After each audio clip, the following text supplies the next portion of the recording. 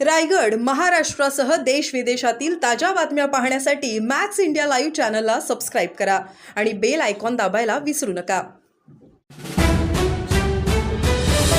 आपल्यावर काही तासातच गुन्हा दाखल करण्यात आलेला आहे. मला मी पाहिलं की देवेंद्रजींनी त्याबद्दल नाराजी व्यक्त केली. एकनाथ शिंदे साहेबांचा मला फोन आलेला, पण माझं वक्तव्य हे काही संपूर्ण महाराष्ट्रातल्या पोलिसांचं धैर्य खचवणं, त्यांचं धाडस, साहस, पराक्रमाचा अपमान करण्याकरता नव्हतं. जे अनुभव माझ्यासोबत त्या ठिकाणी झालेले होते ते अनुभवच मी त्या ठिकाणी मांडले. आणि माझ्या या शब्दामुळे जर महाराष्ट्रातल्या पोलिसांचा किंवा महाराष्ट्र सरकारची जर त्याच्यामध्ये अशी नाचक्की असेल तर मी महाराष्ट्र पोलिसांची जाहीरपणे दिलगिरी व्यक्त करतो. पण मी जे काही वक्तव्य केलं होतं ते मी अनुभवलेलं आहे. माझ्या परिवारात आमच्यासोबत तसं झालेलं आहे आणि त्याच्यामुळे आपण ते बोललेलो आहोत. तुम्ही तुमच्या वक्तव्यावर सध्याही ठाम आहात. जे काही ज्या सर्व म्हणजे काल जे चुकून महाराष्ट्र पोलीस आपला विषय झाला की महाराष्ट्र पोलिसांवर आपण ताशेरे ओढले, तर तो विषय महाराष्ट्र पोलिसांचा नाही आहे, तो आपल्या स्थानिकचा विषय त्या ठिकाणचा होता आणि त्या स्थानिकच्या मुद्द्यावर मी ठाम आहे. आजच्या दौऱ्यावर काँग्रेस आणि उद्धव गटाने सुद्धा टीका केली की पहलगाम हल्ल्याला काही दिवसच झाले असताना असा दौरा करणे किती योग्य आहे. नाही, यापूर्वी 2 दिवसाआधी कुडाळचा दौरा झाला ना साहेबांचा. कुडाळला कार्यक्रम झाला आणि त्यांना कोणी टीका केल्यापेक्षा ज्या वेळेला पुलगामला हल्ला झाला, तुम्ही सगळे शेपटं घालून घरात बसले होते. आमचे एकनाथ शिंदे साहेब डायरेक्ट काश्मीरला गेले होते.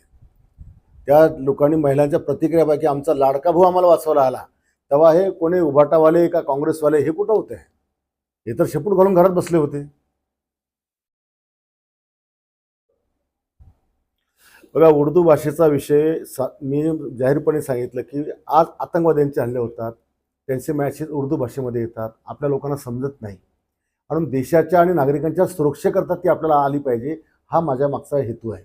आता संभाजी महाराजांनी पण 16 भाषा शिकल्या, मग तुम्ही त्यांना पण नाव ठेवा की ते राजा अशी मूर्ख होते म्हणून.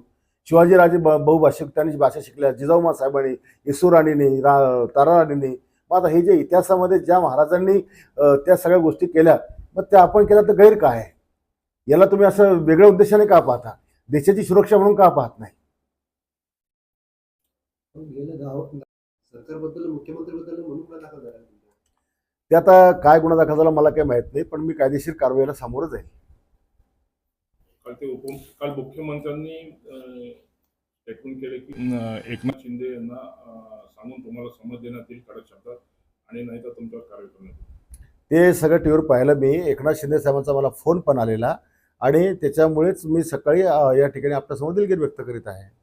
हो, खरं तर बुलढाणा जिल्ह्यामध्ये रेती असेल, अवैध रेती उपसा असेल, वाहतूक असेल, गुटखा असेल, असे विविध अजूनही मोठ्या प्रमाणात अवैध व्यवसाय सुरू आहेत. त्या संदर्भात आपण गृहमंत्र्यांची भेट घेऊन काही तक्रारी किंवा मग काही पाठपुरावा करायला सांगणार.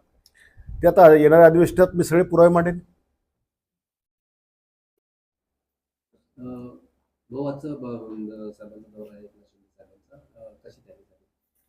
दौऱ्याची तयारी जोरात झालेली आहे. आभार यात्राचा कार्यक्रम 11 वाजता चालू होणार आहे आणि मोठ्या प्रमाणात लाडक्या बहिणी, लाडके शेतकरी, लाडके भाऊ, शिवसेनेचे कार्यकर्ते हे जवळपास आता घरून निघून राहिले आहेत.